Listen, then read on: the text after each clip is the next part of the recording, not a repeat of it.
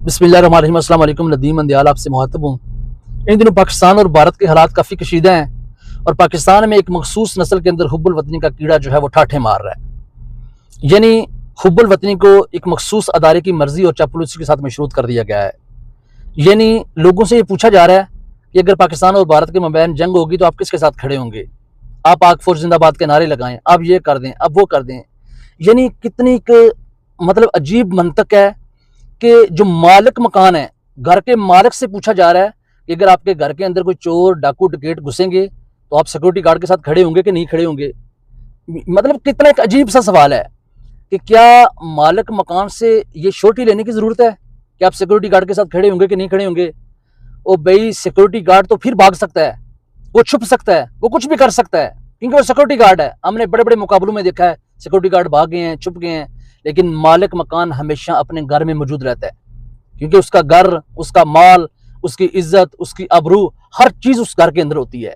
तो हुजूरे वाला, ये 25 करोड़ अवाम इस घर की मालिक है, पाकिस्तान की मालिक है। पाकिस्तान हम सब का घर है, हम सब की माँ है। कौन है जो अपनी माँ के खिलाफ किसी को बोलने की इजाजत दे? कौन है गैरतमंद जो अपनी माँ की तरफ मैली आंख से भी किसी को देखने की इजाजत दे? क्या ऐसा कोई मुमकिन है? लेकिन मुझे नहीं समझ के ऐसा वेला क्यों किया जा रहा है, ऐसे शोशे क्यों छोड़े जा रहे हैं। वो पीटीआई वाले तो पाक फौज के खिलाफ हैं, फलां के खिलाफ हैं। ये लोगों में और इदारों के दरमियान जो है ये क्यों इतने तनाज़ात खड़े किए जा रहे हैं? कौन है इसका बेनिफिशरी? पाकिस्तान के इदारों और पाकिस्तान के लोगों, 70% जो लोग हैं उनके मबैन कौन ये तनाज़ात खड़े कर रहा है? इसका बेनिफिशरी कौन है?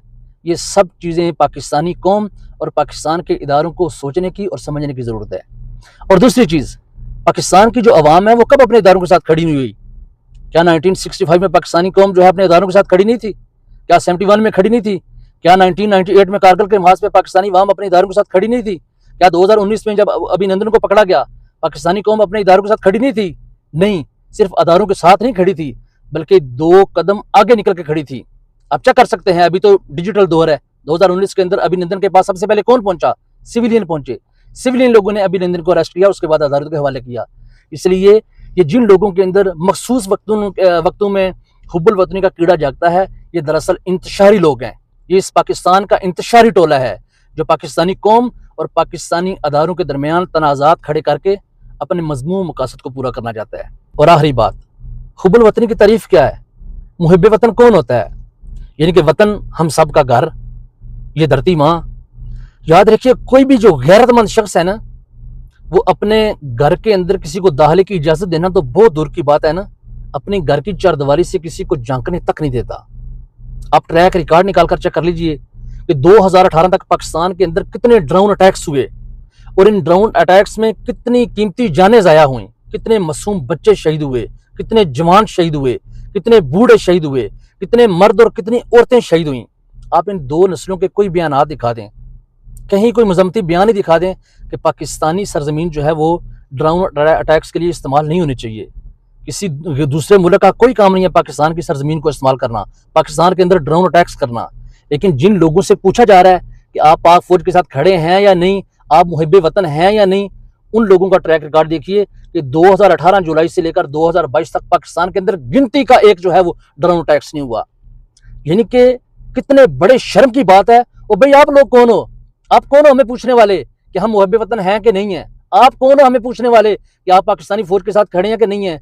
ये फौज भी हमारी, ये मुल्क भी हमारा, ये रियासत भी हमारी। इस रियासत की 70 से 80% जो है आबादी, लोग, वो भी हमारे। आप कौन होते हैं पूछने वाले कि हम आपको बताएं कि हम पाक फौज के साथ खड़े हैं कि नहीं खड़े? यानी आपका तो मुल्क ही ये नहीं है, आपका तो मुल्क बरतानिया है, जहां आपके लीडरों की जो है वो फैक्ट्रियां हैं, जहां उनकी कंपनियां हैं, जहां उनके अपार्टमेंट्स हैं, जहां वो अपनी ईदें और शबरातें मनाते हैं। आप हमसे पूछ रहे हैं कि आप पाकिस्तानी फौज के साथ खड़े हैं नहीं खड़े? इंशाल्लाह पाकिस्तानी कौम अपने इदारों के साथ खड़ी है। पाकिस्तानी कौम जितने मर्जी तनाज़ात हों, जितनी मर्जी अलिफ बे पे ते टी लाम मीम, जितने मर्जी फिरकों में, जितनी मर्जी जमातों में बटी हो, लेकिन जब ऐसा कोई भी वक्त आए तो पाकिस्तान की फौज किसी अदारे के साथ या किसी मखसूस जमात के साथ नहीं खड़ी, बल्कि पाकिस्तान के साथ खड़ी है। क्योंकि अगर भारत ने हमला करना है तो उसने कोई पीटीआई पे हमला नहीं करना, नून लीग पे हमला नहीं करना, पीपल्स पार्टी पे हमला नहीं करना, जमात इस्लामी पे हमला नहीं करना, उसने किसी मखसूस फिरके पे हमला नहीं करना, बल्कि उसने पाकिस्तान पे हमला करना है। और जो गैरतमंद लोग होते हैं ना, वो अपनी सालमियत पे कभी भी हमला नहीं होने देते। लिहाजा सोशल मीडिया के ऊपर ये जितनी भी भोंगियां चल रही हैं ना, और जितनी भी ये वफादारियां दिखाई जा रही हैं, जाली वफादारियां, इनसे परहेज कीजिए।